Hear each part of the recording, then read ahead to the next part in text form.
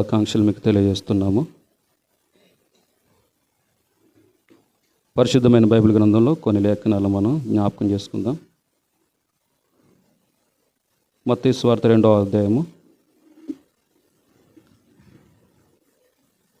10-11 వచనాలు.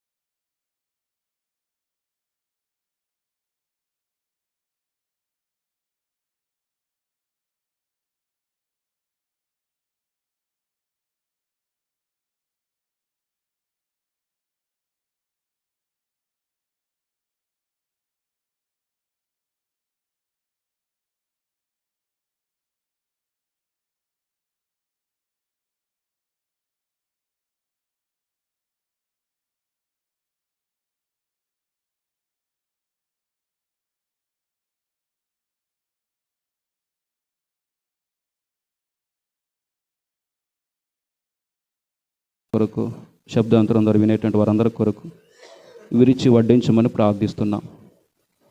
మీరు లోకంలో ఇచ్చినటువంటి సంతోషమును బట్టి, మీరు ఈ లోకంలో జన్మించడం ద్వారా వచ్చినటువంటి సమాధానాన్ని బట్టి, మీరు లోకంలో జన్మించడం ద్వారా కలిగినటువంటి అనేకమైన మేలులను బట్టి మేము స్తుతిస్తున్నాం. రక్షణను బట్టి కూడా స్తుతిస్తున్నాం. ప్రభాతాన్ని కొద్ది సమయము ప్రభాతాన్ని మీ వాక్యం ద్వారా మాతో మాట్లాడమని ప్రార్థిస్తున్నాం. సమయాన్ని పాటించి రాగలిగినటువంటి వారందరిని బట్టి వందనం చెల్లిస్తున్నాం. ఇంకెవరైతే మీ చిత్తంలో ఏర్పాట్లు ఉన్నారో వాళ్ళు నడిపించమని యేసు ప్రభు నామమును బట్టి ప్రార్థిస్తున్నాను తండ్రి, ఆమేన్.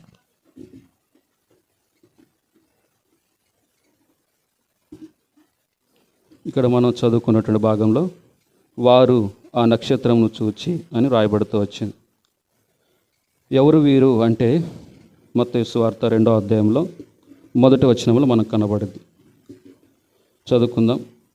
రాజైన హేరోదు దినములందు యూదా దేశ బెత్లెహేములోనే యేసు పుట్టిన పిమ్మట ఇదిగో తూర్పు దేశపు జ్ఞానులు యెరూషలేమునకు వచ్చి. ఎవరు వీరు అంటే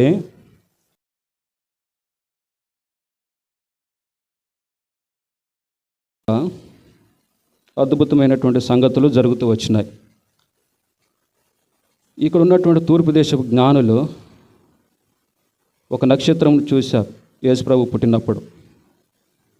ఆ నక్షత్రం చూసి వారు బయలుదేరుతూ వచ్చారు. బయలుదేరి యూదా దేశమునకు వచ్చారు.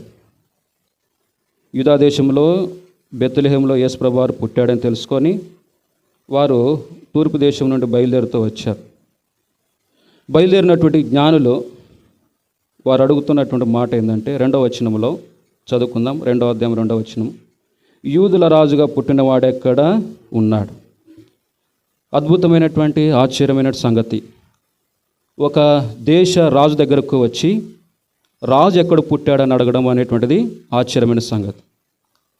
రాజు దగ్గరకు వచ్చి రాజు ఎక్కడ పుట్టాడంటే అక్కడ కింద మాటలో రాయబడుతూ వచ్చి వారందరూ కూడా కలవరపడ్డారు ఆ మాట విని.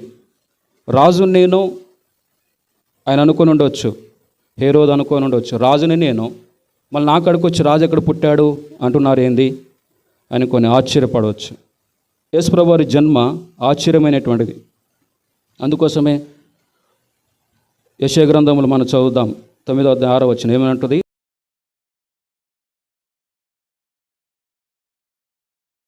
వచ్చి రాజు ఎక్కడ పుట్టాడని అడిగారు. ఎవరితో అడిగారు? రాజుతో అడిగారు. ఈ రాజు ఏమంటున్నాడు చదువుకుందాం. 4వ వచనం. కాబట్టి రాజు ప్రధాన యాజకులను ప్రజలను శాస్త్రులను అందరినీ సమకూర్చి క్రీస్తు ఎక్కడ పుట్టెనని వారిని అడిగాను. రాజు ఏమంటున్నాడు? యేసు ప్రభువుని గురించి క్రీస్తు అంటున్నాడు. జ్ఞానులు ఏమన్నారు? రాజు ఎక్కడ పుట్టాడని రాజుని అడిగారు. ఈ రాజు ఏమంటున్నాడు? ప్రధానులతో యాజకులతో క్రీస్తు ఎక్కడ పుట్టాడు అంటున్నాడు. ఈ ప్రధాన యాజకులు ఏమంటున్నారంటే చదువుదాము. 5వ అధ్యాయము 5వ వచనము చదవండి. అందుకు వారు యూదా బెత్లెహేములోనే ఏలయనగా యూదా దేశపు బెత్లెహేమ అల్పమైన దానం కాదు, ఇశ్రాయేలు నా ప్రజలను పరిపాలించే అధిపతి నీలోని వచ్చును, ప్రవక్త ద్వారా రాయబడి ఉన్నదనిరి. ఇక్కడ మనం గమనిస్తే తూర్పు దేశంలో ఉన్న జ్ఞానులు, మహాజ్ఞానులు వాళ్ళు వచ్చి రాజుతో అడుగుతున్నారు, ఏమని? రాజు ఎక్కడ పుట్టాడు. ఇప్పుడు రాజు అడుగుతున్నాడు ప్రధానులతో, యాజకులతో, క్రీస్తు ఎక్కడ పుట్టాడు. ఈ ప్రధానుల యాజకులు ఏం చెప్తున్నారు? అధిపతి బెత్లెహేములోనే పుడతాడు. ఏమని రాయబడితే వచ్చింది ఇక్కడ చివరి వచ్చిన, ఇశ్రాయేలు నా ప్రజలను పరిపాలించే అధిపతి నీలో నుండి వచ్చుననేటువంటి వాక్యం ఉంది. అధిపతి ఆయన. ఎంత గొప్ప సంగతి అండి. యేసుప్రభువారు పుట్టుకలోనే, జన్మంలోనే, పుట్టగానే తూర్పు దేశపు జ్ఞానులేమో రాజు అన్నారు. రాజేమో యూదా దేశపు రాజు బెత్లెహేములో ఉన్న రాజు ఏమన్నాడు? క్రీస్తు అన్నాడు.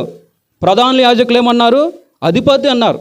ఎంత గొప్ప దేవుడు మన దేవుడు. సామాన్యమైనటువంటి వాడు కాదు యేసుప్రభువారు.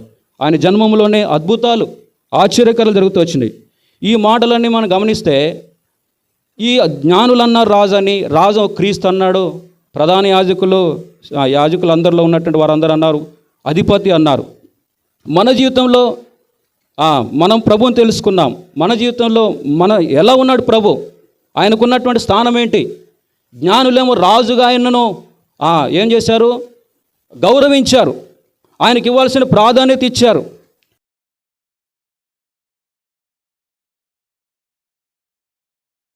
వారు ఇస్తూ వచ్చారు దేవునికి, యేసుప్రభువారికి. ఇక్కడేమో ఈ రాజు ఏం చేశాడు? క్రీస్తుగా యేసుప్రభువారిని ఎంచుతున్నాడు. అంటే రక్షకుడు స్థానంలో ఉంచాడు యేసుప్రభువారిని. తర్వాత ప్రధాన యాజకులు వీళ్ళందరూ ఏం చేశారు? ఆయనను అధిపతిగా, సైన్యాధిపతిగా, అందరికీ ప్రధానమైనటువంటి వాడు అని యేసుప్రభువారిని ఎంచుతూ వచ్చాడు. అందుకోసమే యేసుప్రభువారి జన్మ చాలా ఆశ్చర్యమైనటువంటిది. యేసుప్రభువారి యొక్క జీవితం చాలా ఆశ్చర్యమైనటువంటిది. సామాన్యంగా మనం అనుకుంటాం పుట్టినరోజు యేసుప్రభువారు పుట్టినాడు 25వ తారీఖు డిసెంబర్ అని, దాన్ని ఆ రోజు పండగలా చేసుకుంటాం. కానీ ప్రభువుకి ఇవ్వాల్సినటువంటి స్థానాన్ని ఇవ్వం. మా ఏరియాలోనైతే ప్రతి ఇంటికి సున్నాలు, పెయింట్, రంగులు వేసుకుంటారు, వదిలిపెట్టరు. అన్ని ఇల్లులు కడుగుతారు, ప్రతి ఇంటిలో కొత్త బట్టలు ఉంటాయి. కానీ దేవుడు కోరుకునేది అది కాదు. నీ ఇంటికి కొత్త రంగు వేస్తే, అలంకరిస్తే నీ ఇంట్లోకి రాడు. నీ ఒంటికి కొత్త బట్టలు వేస్తే, అలంకరిస్తే నీ ఇంట్లోకి రాడు. ప్రాముఖ్యంగా ఏంటంటే ప్రభువుకి ఇవ్వాల్సిన స్థానాన్ని ప్రభువుకి ఇవ్వాలి. క్రీస్తు రక్షకుడు, లేకపోతే రాజు, అధిపతి అని ఆయనకి ఎప్పుడైతే స్థానమును మనం ఇస్తామో, మన హృదయములు ఇస్తామో, అప్పుడే ప్రభువారు మనల్ని ఏం చేస్తాడంటే మెచ్చుకుంటాడు. అదే నిజమైన క్రిస్మస్ను మనం జరిపించుకున్నట్లు. మనం అనేకసార్లు ఏం చేస్తామంటే ఆచారంగా అలవాటుగా చేస్తాం. చాలామంది క్రిస్మస్ను ఏదో పండగలాగా చేస్తారు. కానీ ప్రాముఖ్యమైన సంగతి, క్రీస్తు యేసుప్రభువారు లోకములు ఎందుకు పుట్టాడో, ఆయన పుట్టవలసిన ఉద్దేశం,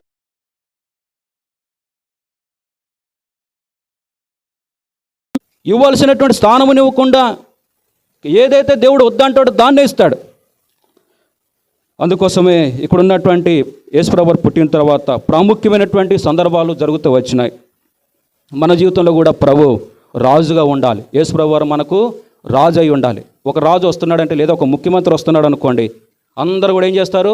భయపడతారు. సామాన్యుడు భయపడతాడు, అధికారి భయపడతారు, ఉద్యోగస్తులు కూడా అందరూ కూడా భయపడతారు. ఎక్కడ ప్రమోషను, ఎక్కడ డిమోషన్ చేస్తాడో, ఎక్కడ సస్పెండ్ చేస్తాడో, ఎక్కడ మాకు రిమార్క్ పెడతాడో అని అందరూ భయపడతారు. రాజుకు ఉండవలసినటువంటి ఘనత అది. ఒక మంత్రి, అధికారికి ఉండేటువంటి ఘనత. యేసుప్రభువారికి కూడా మనం అలా భయపడాలి. ఆయనకి ఇవ్వాల్సినటువంటి ఘనతను, ఆయనకి ఇవ్వాల్సిన గౌరవాన్ని, ఆయనకి ఇవ్వాల్సిన ప్రాధాన్యతను మనం ప్రభువుకు ఇవ్వాలి. అప్పుడే క్రిస్మస్ను నువ్వు ఆచరిస్తున్నట్లు, అప్పుడే నిజమైన క్రిస్మస్ నీ జీవితం, నా జీవితంలో మనం పాటిస్తున్నట్టు. ప్రభువుకి ఇవ్వకుండా అన్నీ చేసుకుంటూ, అన్ని విషయాల్లో క్రిస్మస్ టైం వచ్చేసరికి అన్నిటికీ ప్రాధాన్యత ఇస్తాం. బంధువులు పిలిపిస్తాం, ఇంటిని శుభ్రం చేస్తాం, బంధువులకు వంటలు వండుతాం, అన్నీ చేస్తాం, కొత్త బట్టలు తీసుకుంటాం, గుళ్ళకు కూడా సమర్పించుకుంటాం, చర్చిలకు కూడా సమర్పించుకుంటాం. కానీ నిజమైనటువంటిది హృదయంలో ఉండవలసినటువంటి ప్రభు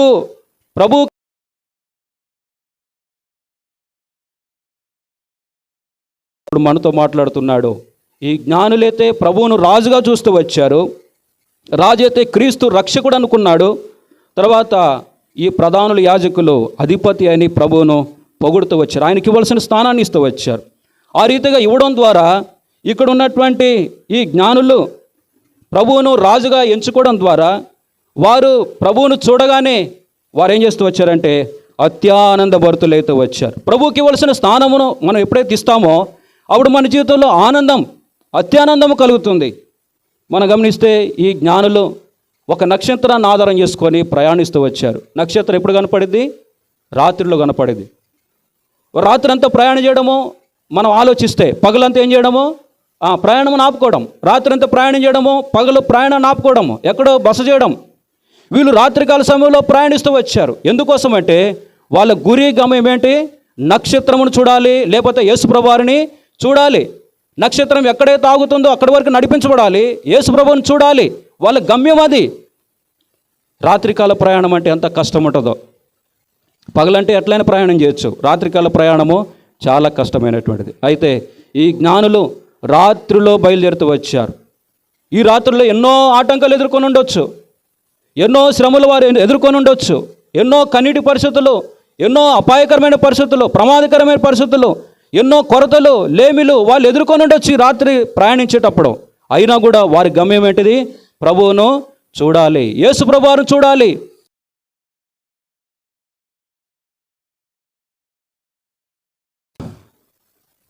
ప్రభువారిని మనం చేరుకునేటప్పుడు, ప్రభువును చూడడానికి, లేదా మన గురిని, మన పరుగును ముగించేటప్పుడు, క్రైస్తవ జీవిత యాత్రను కొనసాగించేటప్పుడు అనేకమైనటువంటి పరిస్థితులు మనకు కూడా ఎదురవుతుంటాయి.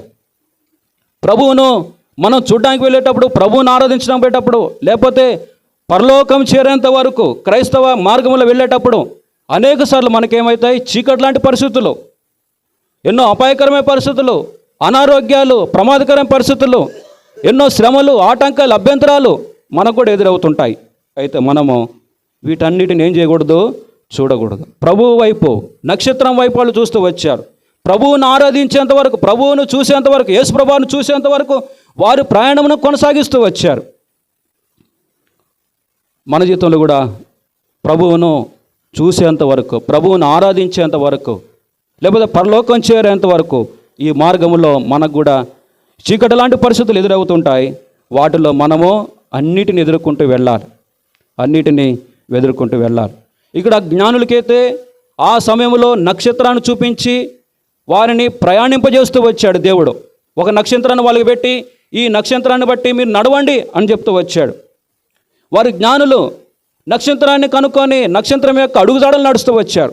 అయితే మన దేవుడు అజ్ఞానులు మనం, పామరులు మనం, చదువులేనటువంటి మనము మన జీవితాల్లో ప్రభువును చూడడానికి, ప్రభువును బట్టి ఆనందించడానికి, ప్రభువును ఆరాధించడానికి మనకు వాక్యం అనేటువంటి నక్షత్రాన్ని దేవుడు మనకు చూపిస్తూ వచ్చాడు. యేసు ప్రభువారిని ఈ లోకంలో పంపించినటువంటి దేవుడు జ్ఞానులకైతే నక్షత్రం ద్వారా మార్గం చూపించినటువంటి దేవుడు, అటువంటి జ్ఞానము లేనటువంటి మనకు, అజ్ఞానులకు ఏం చేస్తూ వచ్చాడు? వాక్యం.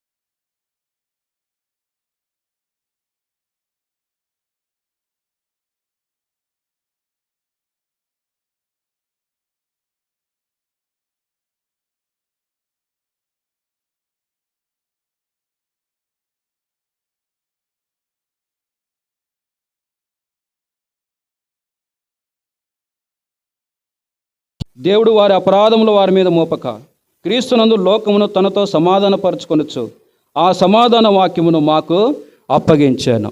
యేసుప్రభువు వారు పుట్టిన తర్వాత ఆయనకి ఇష్టలేని ప్రజలకు భూమి మీద సమాధానం అని లూకా సువార్త రాయబడుతూ వచ్చింది. అయితే మనకు కూడా సమాధాన వాక్యమును, సమాధాన సువార్త వాక్యను దేవుడు మనకు కూడా అనుగ్రహిస్తూ వచ్చాడు. అనుగ్రహించి యేసుప్రభువు వారి దగ్గరకు వెళ్ళేంతగా, యేసుప్రభువును కనుక్కునేంతగా మనకు ఆ సువార్త వాక్యాన్ని ప్రకటించబడుతూ వచ్చింది. ఈ రాత్రికాల సమయంలో ఇంకా ఎన్నోసార్లు వాక్యం విని, ఎన్నోసార్లు మనము దేవుని దగ్గరకు నడిపించబడాలని, దేవుని చూడాలని, యేసుప్రభువుని ఆరాధించాలని, యేసుప్రభువును కనుగొనాలని అనేక సార్లు వాక్యము మైకు శబ్దాంతరంగా అనేక సార్లు మనకు వినబడుతున్నా కూడా యేసుప్రభు దగ్గర రావడానికి నువ్వు ఇంకా అభ్యంతరపరచబడుతున్నావు.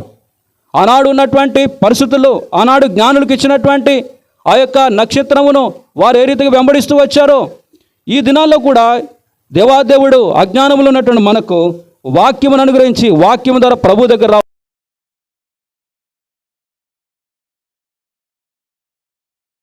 అనేక సార్లు వాక్యమును వింటున్నాం కానీ ప్రభు మార్గంలో నడవలేకపోతున్నాం. ప్రభువును కనుగొనేంత వరకు వాక్యాన్ని అనుసరించకుండా మనం దారి తప్పిపోయేటువంటి వారుగా ఉంటున్నాం. అందుకోసం ఈ రాత్రి కలిసి ప్రభు మైక్ శబ్దాంతరం ద్వారా కానీ ఇక్కడ కూర్చున్నటువంటి మనతో మాట్లాడుతున్నాడు. ఇప్పుడైనా దేవుని యొక్క వాక్యం వినబడుతుంది.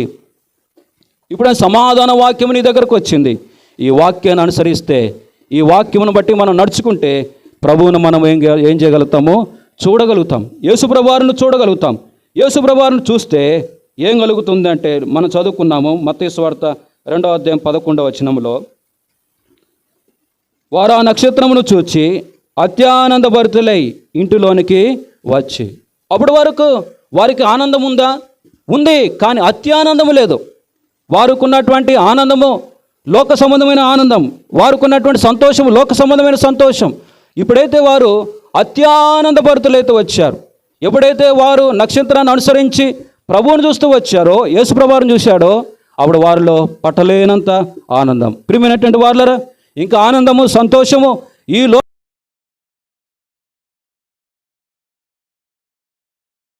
ఉంటే దేవుని యొక్క వాక్యం తెలియజేస్తుంది ఈ ఆనందము కాదు, ఇది లోక సంబంధమైనటువంటి ఆనందం. నా దగ్గరకు వస్తే యేసుప్రభువారు వాక్యం సెలవిస్తుంది, ప్రభువారు అంటున్నాడు నా దగ్గరకు వస్తే అత్యానందం. అందుకోసం పేతురు రాసిన పత్రికలో ఉంటుంది చెప్పనాశక్యము మహిమాయుక్తమైనటువంటి ఆనందం. భక్సింగ్ అంకుల్ గారు కూడా బుక్కులు రాస్తూ వచ్చాడు, చెప్పనాశక్యము మహిమాయుక్తమైన ఆనందం. లోక సంబంధమైన ఆనందాలు అనుభవించాడు, కానీ దేవుల్లో ఉన్నటువంటి ఆనందము చెప్పడానికి శక్యము కానటువంటిది, చెప్పడానికి వీలులైనటువంటి ఆనందం. ఈ రాత్రికాల సమయంలో ప్రభు జన్మదినాల సందర్భంగా అటువంటి ఆనందమును ప్రభువు నీకు నాకు ఇవ్వాలని కోరుతున్నాడు. ప్రభువారు నీ జీవితంలో నా జీవితంలో మనము లోక సంబంధ ఆనందం కంటే ప్రభువును చూసినటువంటి ఆనందము ఎంతో గొప్పది. అటువంటి ఆనందం ఇవ్వాలని దేవుడు కోరుతున్నాడు. ఈ రాత్రికాల సమయంలో ప్రభు వాక్యమును మనం అంగీకరిస్తే, ప్రభు వాక్యానుసారంగా మనం నడిస్తే, ప్రవర్తిస్తే, ప్రభువును చూసి ఆయనను బట్టి ఆనందించేటువంటి వారముగా ఉంటాం. అంత మాత్రమే కాదు, ఇక్కడ రాయబడితే వచ్చింది, తల్లి అయిన మరియను ఆ శిశువును చూచి సాగిలపడి ఆయనను పూజించి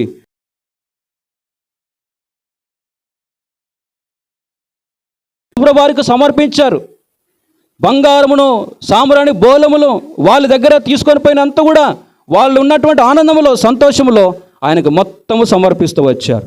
ప్రియమైనటువంటి వారులరా, ఈ వాక్యాన్ని అనుసరించి నువ్వు యేసు ప్రభువును చూస్తే, యేసు ప్రభువుని అంగీకరిస్తే, ఈ యేసు ప్రభువారి ద్వారా వచ్చే ఆనందాన్ని బట్టి ఆయనను ఆరాధించకుండా మనము ఉండలేం, ఆయనకు సమర్పించకుండా ఉండలేం, ఆయన పూజించకుండా ఉండలేం, సాగిల పడకుండా ఉండలేం. జ్ఞానులు, తూర్పు దేశపు జ్ఞానులు, మహాజ్ఞానులు వాళ్ళు సాగిల పడుతూ వచ్చారు. యేసుప్రభువారు ఏ సింహాసనం మీద కూర్చున్నాడు? ఆ టైంలో కూర్చోలేదు. ఎక్కడున్నాడు ఆయన?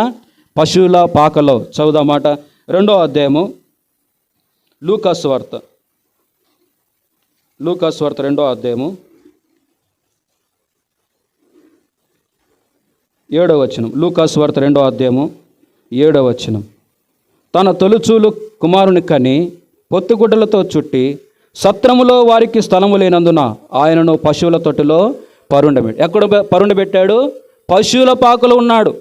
పశువుల పాకలో ఉన్నటువంటి ప్రభువును, యేసు ప్రభువారిని ఏం చేస్తున్నారు? ఇప్పుడు జ్ఞానులు సాగిలపడి ఆరాధిస్తున్నారు, పూజిస్తున్నారు. ఎంత ఆశ్చర్యమైన సంగతి! ఏదో సింహాసనమే కూర్చున్నవాడిని ఆరాధిస్తున్నారు, లేకపోతే సింహాసనం చుట్టూ మంత్రులు ఉన్నటువంటి వారిని ఆరాధిస్తున్నాడు అంటే అది వేరు. కానీ ఈ ప్రభువారు సత్రములో కూడా స్థలము లేక పశువుల తొట్టిలో పరుండబెట్టినటువంటి ఈ ప్రభువును మహాజ్ఞానులు ఏం చేశారు? ఆరాధిస్తున్నారు, పూజిస్తున్నారు. తమ పెట్టెలిప్పి బంగారమును సాంబ్రాణిని బోళమును ఆయన ఏం చేశారు? కానుకలుగా సమర్పించారు. ప్రియమైనటువంటి వారు, ఎప్పుడైతే ప్రభు దగ్గరకు వస్తామో, యేసు ప్రభువారికి నీ హృదయంలో స్థానం ఇస్తావో, యేసు ప్రభువారిని నువ్వు రాజుగా ఎప్పుడైతే అంగీకరిస్తావో, యేసు ప్రభువారిని నువ్వు రక్షకుడిగా ఎప్పుడైతే అంగీకరిస్తావో, యేసు ప్రభువారిని అధిపతిగా నువ్వు ఎప్పుడైతే అంగీకరిస్తావో, అప్పుడు చెప్పనాశక్యమైనటువంటి ఆనందం, అత్యానందం నీకు కలుగుతుంది. తద్వారా నువ్వు ప్రభువును కూడా ఆరాధిస్తావు, ప్రభువును ఆరాధిస్తావు, ప్రభు బిడ్డగా చేయబడతావు. అందుకోసమై ఈ యొక్క కూడికలు, అందుకోసమే ఈ సమయాల్లో క్రిస్మస్ సందర్భాల్లో ఇటువంటి మీటింగులు ఎందుకోసం అంటే నీవు ప్రభువును చూడాలి. అన్నీ చూస్తున్నావు, అన్నిటిని అనుభవిస్తున్నావు, లోక సంబంధమైనటువంటి వాటన్నిటిని అనుభవిస్తున్నావు, కానీ అసలైనటువంటి ఆ యొక్క ప్రభు దగ్గరకు రావడం లేదు. అన్నిటికీ ప్రాముఖ్యమైన స్థానాన్ని ఇస్తున్నావు, కానీ ప్రభుకి ఏమిట్లేదు, స్థానం ఇవ్వట్లేదు. ఇక్కడ మనం గమనిస్తే యోహాను సువార్తలో ఒక మాట ఉంటుంది, 5వ అధ్యాయంలో, యోహాను సువార్త 5వ అధ్యాయంలో, యోహాను సువార్త 5వ అధ్యాయంలో ఒక మాట ఉంటుంది, చదువుకుందాం. యోహాను సువార్త 5వ అధ్యాయంలో 4వ వచనం చదువుకుందాం. 5, 6 వచనాలు చదువుకుందాం. యోహాను సువార్త 5వ అధ్యాయము 5, 6 వచనాలు చదువు. అక్కడ 38 ఏండ్ల నుండి వ్యాధి గల ఒక మనుషుడుండెను. యేసు వాడు పడి ఉండేట్టు చూచి, వాడప్పటికి బహుకాలము నుండి ఆ స్థితిలో ఉన్నాడని ఎరిగి, స్వస్థపడగోరుచున్నావని వానిని అడుగగా, మనం గమనిస్తే 38 ఏండ్ల నుండి ఏం చేస్తున్నాడు, కోనేటి దగ్గర పడి ఉన్నాడు. 38 ఏండ్లు అంటే వాని యొక్క అనుభవము, వానికి ఉన్నటువంటి వయస్సు 38 ఏండ్ల నుండి ప్రభు ఆయన చూస్తున్నాడు. కానీ కోనేటిలోకి వెళ్ళడానికి వాడికి ఆ ప్రయత్నం చేయట్లేదు. కోనేటిలోకి వెళ్ళి స్వస్థత పడడానికి ప్రయత్నం చేయట్లేదు. మన జీవితంలో కూడా అనేకులము ఎలా ఉంటున్నామంటే అనేక సంవత్సరాల నుండి ఈ భక్తిని తెలుసుకుంటున్నాము, దాన్ని పాటిస్తున్నాం, కానీ నిజమైనటువంటి ఆ యొక్క ప్రభువుకు హృదయమును సమర్పించలేని స్థితిలో ఉన్నాం. ఎన్నో సంవత్సరాల నుండి మనకు దేవుని యొక్క వాక్యం వినబడుతుంది, ఎన్నో సంవత్సరాల నుండి మనం భక్తి మార్గంలో నడుస్తున్నాం, కానీ నిజమైనటువంటి పాపక్షమాపణ, స్వస్థతను లేకపోతే ప్రభువుకు హృదయం ఇవ్వడం అనేటువంటిది మన జీవితంలో జరగట్లేదు. అందుకోసమే ఈ రాత్రికాల సమయంలో కోనేటి దగ్గర 38 ఏండ్ల పడి ఉన్నటువంటి వాడిని ప్రభువు చూస్తూ వచ్చాడు. ఇప్పుడైతే ఈ రాత్రికాల సమయంలో ప్రభు ఏం చేస్తున్నాడు, నిన్ను చూశాడు. నువ్వు బహుకాలము నుండి ఏ స్థితిలో ఉన్నావో ప్రభువు చూస్తున్నాడు. నీ స్థితిని చూసే దేవుడు, నువ్వు ఎటువంటి పరిస్థితుల్లో ఉన్నావో చూసినటువంటి దేవుడు, నువ్వు ఎటువంటి ప్రమాదకరమైన స్థితిలో ఉన్నావో చూసేటువంటి దేవుడు, నువ్వు ఎటువంటి అనారోగ్యములు ఉన్నావో చూసేటువంటి దేవుడు, నీవు పాపక్షమాపణ లేకుండా, మారు మనసు లేకుండా, రక్షణ లేకుండా ఎంతో కాలము నీ కాలక్షేపం చేస్తున్నటువంటి జీవితాన్ని ప్రభువు చూస్తున్నాడు. ప్రభు చూసి ఈ రాత్రికాల సమయంలో మాట్లాడుతున్నావు, నీవు రక్షణ పొందడానికి సిద్ధంగా ఉన్నావా? ఎన్నో సంవత్సరాలు క్రిస్మస్లు జరిగిపోతున్నాయి, ఎన్నో క్రిస్మస్లు మన జీవితంలో జరిగిపోతున్నాయి, కానీ పాత జీవితము, పాత బుద్ధులు, లేకపోతే పాత తలంపులు, పాత స్వభావము, పాతమైనటువంటి ఆ యొక్క క్రియలు మన జీవితంలో మారలేనటువంటి స్థితిలో ఉన్నాయి. కోనేటి దగ్గర 38 ఏండ్ల నుండి వాడు ఎలా పడి ఉన్నాడో మన జీవితాల్లో యేసు ప్రభువుని అంగీకరించకుండా, ఎన్నోసార్లు వాక్యం కూడా ప్రభువుని అంగీకరించకుండా, హృదయాన్ని ప్రభువుకు సమర్పించకుండా ఉన్నటువంటి వారితో ప్రభు మాట్లాడుతున్నాడు. ఆయన నిన్ను చూసి ఇప్పుడు నీతో మాట్లాడుతున్నాడు. కోనేటి దగ్గర ఉన్నటువంటి వాడిని చూసి మాట్లాడిన దేవుడు, స్వస్థతనిచ్చినట్టు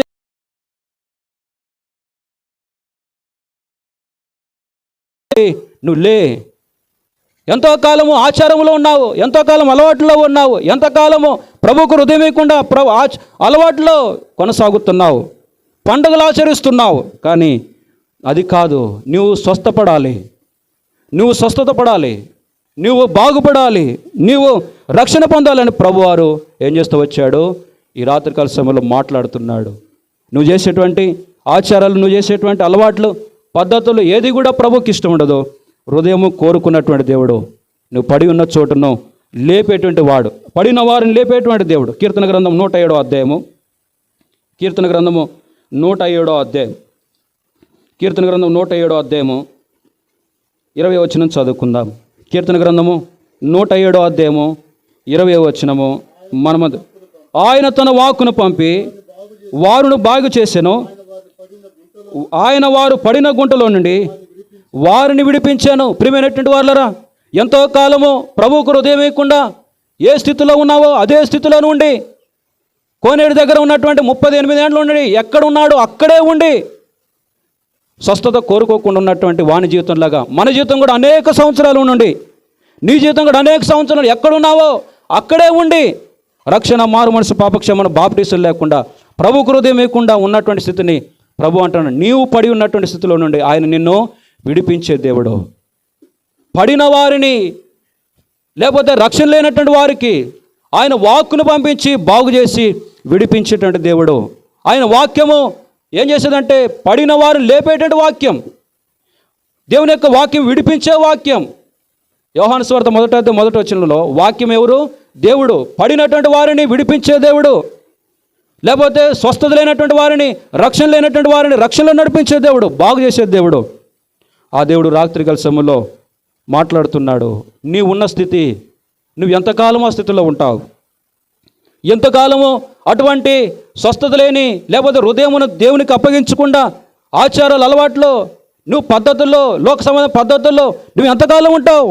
లే, స్వస్థత పడు అని ప్రభు వాణ్ణి లేపినట్టుగా ఈ రాత్రికాల సమయం నిన్ను లేపాలని, నిన్ను విడిపించాలని, పాప కట్ల నుండి, పాప బంధకాల నుండి, పాపం అనేటువంటి ఆ యొక్క ఊబిలో నుండి ప్రభు విడిపించాలని కోరుతున్నాడు. అదే నిజమైనటువంటి క్రిస్మస్.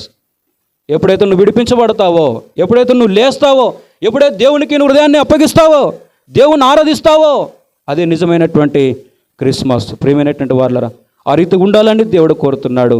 నువ్వు పడినట్టు స్థితిలోని లేపేటువంటి దేవుడు, ఆయన మనల్ని చూసేటువంటి దేవుడు.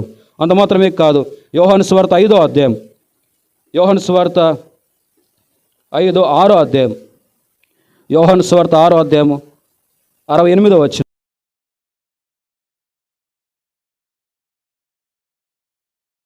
ప్రభువా, ఎవని యుద్ధకు వెళదాము?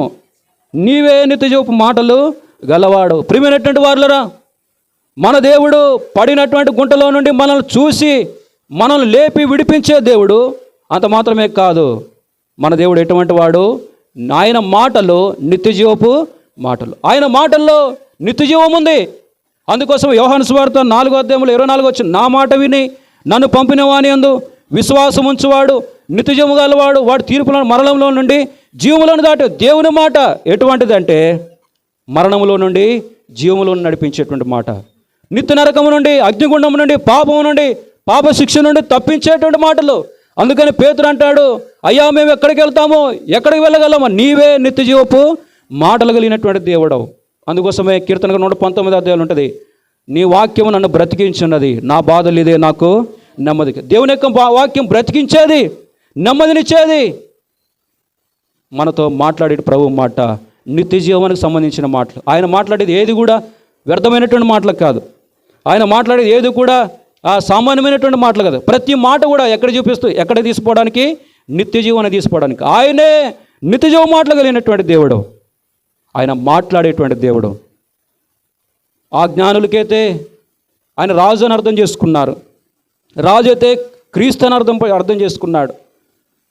అయితే ప్రధానులు, యాజకులైతే అధిపతి అని ఆలోచించారు. అయితే మనము సామాన్యమైనటువంటి మానవులము. దేవుని వాక్యం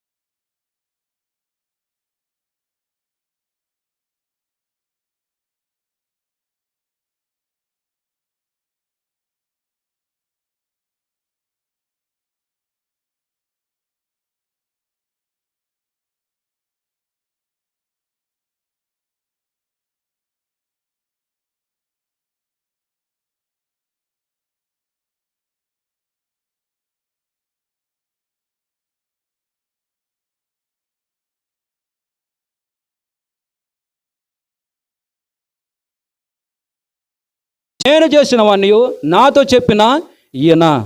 మనం చేసినవన్నీ కూడా మనతో చెప్పే దేవుడు. చెప్పేం చేస్తాడు? మనల్ని ఏం చేస్తాడు? ఆయన సరి చేస్తాడు. ఇదే యోహాను సువార్త 8వ అధ్యాయంలో ఉంది. ఏమని ఉంటుంది? యేసుప్రభు దగ్గర ఒక ఆమెను తీసుకొని వచ్చారు, పాపంలో పట్టబడినామని తీసుకొచ్చి అందరూ ఏమో పాపి పాపి అని చూపిస్తున్నారు. ప్రభు ఏం చేసిండు? ఈమెను మీలో పాపం లేనివాడు ఈమె మీద రాయి వేయండి, పాపం లేనటువంటి వాడు మొదటిగా రాయండి అంటే ప్రభు ఏం చేసిండు? అందరూ పాపులే అని సామాన్యంగా చెప్పిండు, ఇండైరెక్ట్గా చెప్పిండు. కానీ ఆమెను అన్నాడు, నేను కూడా నీకు శిక్ష విధించవచ్చు, కానీ నేను విధించాను. ప్రభు చేసే పని ఏంటంటే మన తప్పిదములు చూసే దేవుడు, మన పొరపాట్లను చూసే దేవుడు మనకు అన్నీ తెలియజేసి వాటినన్నిటిని ఏం చేసేవాడు? సరి చేసి క్షమించేటువంటి దేవుడు.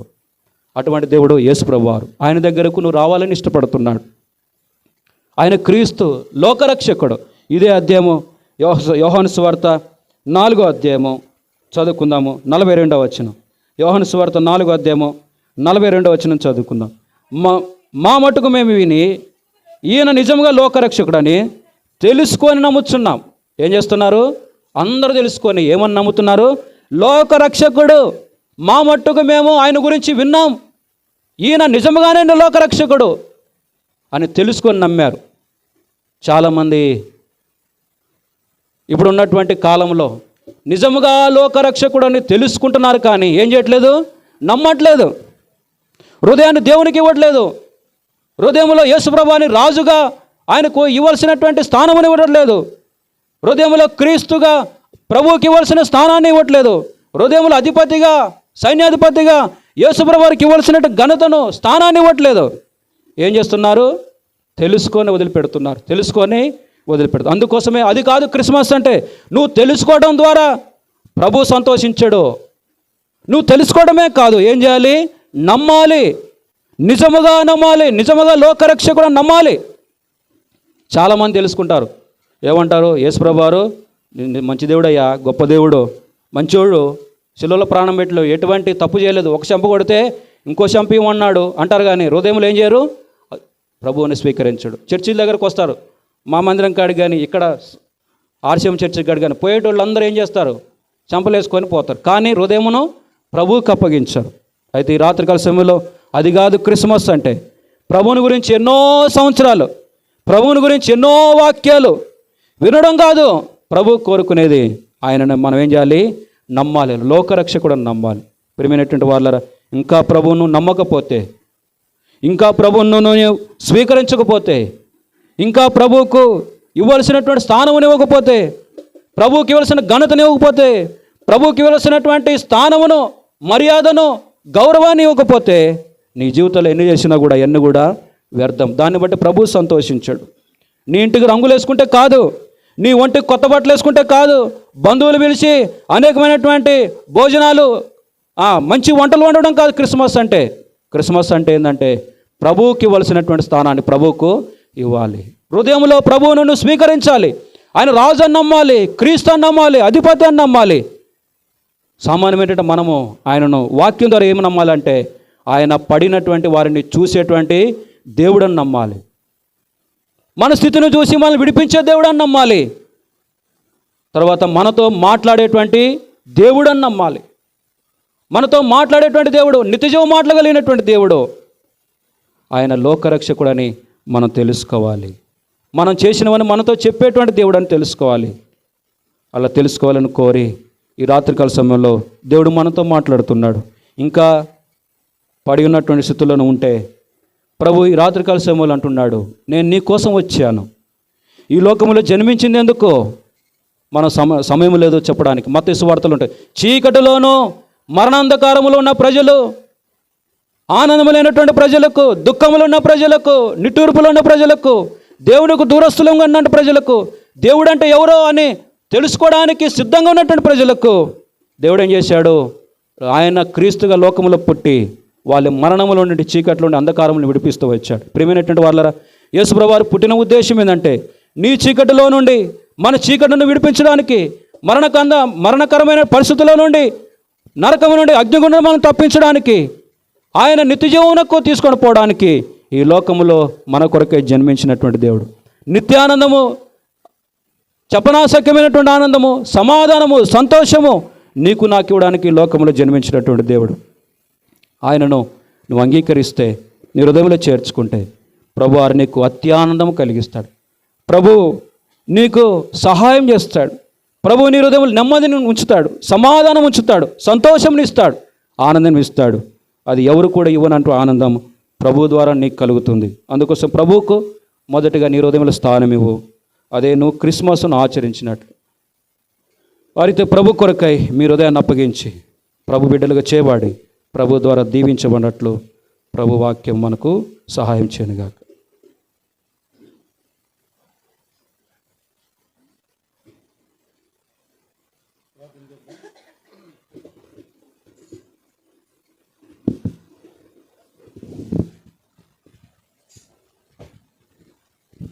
ప్రార్థన చేద్దాం. ఒక నిమిషం మౌనంగా ఉందాం. దేవుడు తన దాసుని ద్వారా మనతో మాట్లాడుతూ వచ్చినాడు. ఎక్కడ పడి ఉన్నావో, లేవలేని స్థితిలో ఉన్నావో,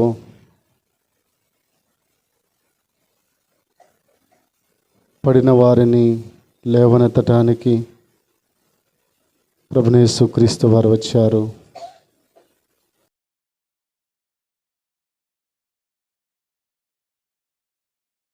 క్రీస్తుగా, అధిపతిగా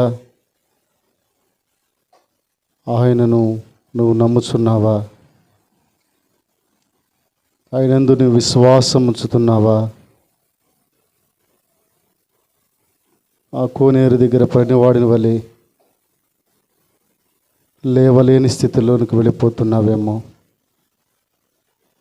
ఇంకా దేవునికి దూరమైపోతున్నావేమో. ఆయన దేవుడు మరలా తిరిగి నీతో మాట్లాడుతున్నాడు. నువ్వు దూరముగా వెళ్ళటం దేవునికి ఇష్టం లేదు. నువ్వు పడిపోవటం దేవునికి ఇష్టం లేదు. అందుకే ఆయన చూచి అని రాయబడుతూ వచ్చినది కదా.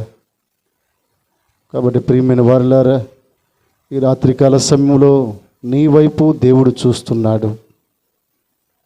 నువ్వు చీకట్లో ఉండటం, పాపములో ఉండటం, పడిపోయి ఉండటం, పతనమైపోయి ఉండటం, ఓడిపోవటం దేవుడు గమనించాడు. కాబట్టి తన దాసుని ద్వారా నీతో స్పష్టంగా మాట్లాడుతున్నాడు. ఇకనైనా సరి చేసుకో. ఇకనైనా దేవునికి నీ హృదయాన్ని సమర్పించుకొని జీవిత యాత్రలో ముందుకు సాగిపోవాలని ప్రభువు సెలవిస్తూ ఉన్నాడు. ఈ హృదయంలో తీర్మానం చేసుకొని ముందుకు వెళదాం. ప్రార్థన. ప్రేమగల తండ్రి, యేసుక్రీస్తు ప్రభువారి ప్రశస్తమైన నామమును బట్టి స్తుతిస్తుంటున్నాం. దేవా, మీరెంతైనా ఆశ్చర్యములు, అద్భుతములు చేసే దేవుడు. వాతావరణము అనానుకూలముగా ఉన్న, ఇక మీటింగ్ జరగదు అని అనుకుంటున్నా దేవా, ఈ వాక్యము ఇక్కడ కూర్చున్న ప్రజలకు అవసరమని, ఈ వాక్యము దేవా ఈ మైక్ యంత్రాంగం ద్వారా వినేవారికి అవసరమని దేవా, ఈ మీటింగుని ఈ రీతిగా కలిగి ఉండే భాగ్యముని ఇచ్చినందుకే స్తుతిస్తుంటున్నాం. వాక్యమయ్యున్న దేవుడు, వాక్యముతో మాట్లాడే దేవుడు, వాక్యము జీవము కలిగినది. దేవా, మీ దాసుని దేవా తిమోతిని నిలబెట్టుకుని మీరు వాడుకుంటూ వచ్చిన ప్రేమను బట్టి స్తుతిస్తుంటున్నాం. దేవా, విన్న వాక్యము మా హృదయాలలో ఫలభరితం చేయమని కూడా ప్రార్థన చేస్తుంటున్నాం. దేవా, మిమ్మును దేవా మీకు ఇచ్చే స్థానమును దేవా మేము దొంగిలించకుండా సహాయపడుతారండి. రాజుగా దేవా, క్రీస్తుగా, అధిపతిగా దేవా నీ స్థానము నీకు మేము ఇచ్చేవారిగా మమ్మల్ని అందరినీ కూడా మీరే సిద్ధపరుస్తురమ్మని కూడా దేవా మీ సన్నిధిలో ప్రార్థన చేస్తుంటున్నాం. అనేకసార్లు ప్రభువా నీకు ఇచ్చే స్థానాన్ని లోకానికి ఇచ్చాం, నీకు ఇచ్చే స్థానాన్ని దేవా టీవీకి ఇచ్చాం, నీకు ఇచ్చే స్థానాన్ని దేవా లోక ముచ్చట్లకి ఇచ్చాం. దయతో క్షమించవలసిందిగా కూడా దేవా మీ సన్నిధిలో ప్రార్థన చేస్తుంటున్నాను. దేవా కనికరించి దయచూపుతూ రమ్మని ప్రార్థన చేస్తుంటున్నాను.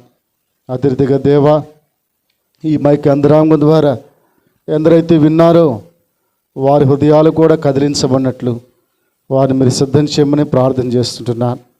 అదే రీతిగా ప్రభువా మా సహోదరుడు యాకోబును బట్టి, ఆకను బట్టి మీకు వందనములు చెల్లిస్తుంటున్నాం. ఈ రీతిగా గృహం ఆధారంగా చేసుకొని చేయబడిన పరిచర్ను మీరు ముద్రించండి.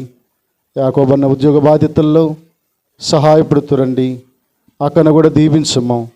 ఇరువురికి మంచి ఆరోగ్యాలతో మీరు నింపుతురమ్మని కూడా మీ సన్నిధిలో ప్రార్థన చేస్తుంటున్నాం. వారు కూడా దేవా దేవుని ఇంటిని ప్రేమించినట్లు వారిని మీరు సిద్ధం చేయమని ప్రార్థన చేస్తుంటున్నాం. వారికి ప్రేమించి మీరు అనుగ్రహించిన కుమారుడు కుమార్తెను బట్టి కూడా మీకు వందనములు చెల్లిస్తుంటున్నాం. వారి చదువుల్లో వారి భవిష్యత్తును మీరు దీవించవలసిందిగా కూడా మీ సన్నిధిలో ప్రార్థన చేస్తుంటున్నాం. దేవా, ఇక్కడ చేరువచ్చిన వారందరినీ కూడా దీవించము, వారి కుటుంబాలను మీరు దీవించము. దేవా, మా గ్రామమును అనగా మా రావణుతుల గ్రామమును మీరు జ్ఞాపకం చేసుకుంటూ రండి. దేవా, ఎవరైతే ఇంకా యేసు ప్రభువుని హృదయంలో చేర్చుకోలేదో వారు కూడా హృదయంలో చేర్చుకునేవారిగా వారిని మీరు సిద్ధం చేయమని ప్రార్థన చేస్తుంటున్నాం.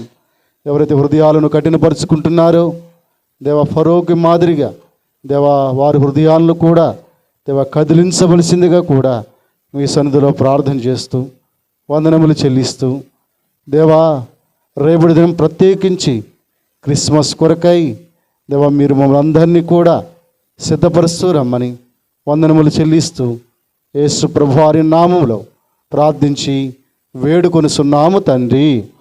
ఆమేన్. మన తండ్రి అయిన దేవుని దయ, కుమారుడైన యేసు క్రీస్తు ప్రభువారి కృప, పరిశుద్ధాత్మ దేవుని నిత్య అన్యోన్య సహవాసము చేరవచ్చిన మనందరికను, సర్వలోక పరిశుద్ధులకును, సార్వత్రిక సంఘానికిని, యాకోబన్న కుటుంబానికిని సదాకాలము తోడై ఉండి నడిపించునుగాక.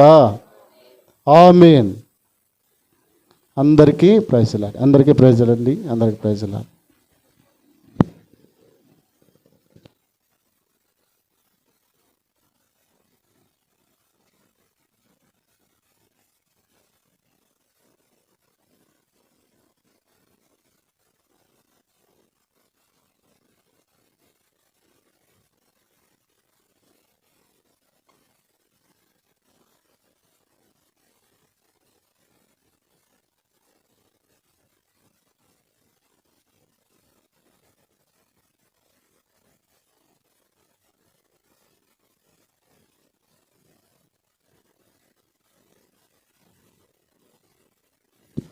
అందరూ స్వీకరించి వెళ్ళవలసిందిగా ప్రభు పేరిట మనవి చేస్తున్నాం. రేపు మరలా తిరిగి 10 గంటలకు మన క్రిస్మస్ ప్రత్యేకమైన దైవారాధన ఉంటుంది. 10 గంటలకే ఉంటుంది.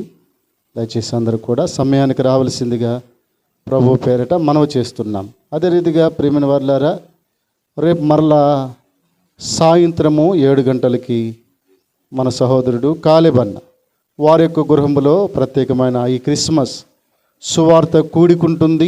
అది కూడా గమనించి అందరూ కూడా రావలసిందిగా ప్రభు పేరిట మనవి చేస్తున్నాం. దయచేసి జ్ఞాపకం చేసుకుంటండి. సిస్టర్స్ కూడా బ్రదర్స్తో మాట్లాడాలి. అయ్యా, క్రిస్మస్ పండగ మనం ఏం చేయాలి, రావాలి అని చెప్పేసి అందరిని కూడా ఏం చేయాలి, తీసుకురండి. అందరిని కూడా తీసుకొస్తే చిన్న వాక్యం ద్వారా దేవుడు వారితో మాట్లాడతాడు. కాబట్టి దయచేసి జ్ఞాపకం చేసుకొని అందరూ రావలసిందిగా ప్రభు పేరిట మనవి చేస్తున్నాం.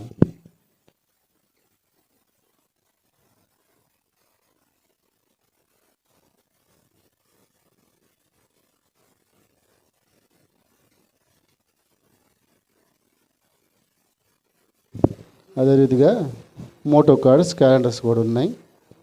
వచ్చేటప్పుడు పైసలు తీసుకొచ్చుకోండి. మోటో కార్డ్స్, క్యాలెండర్స్ తీసుకెళ్ళండి.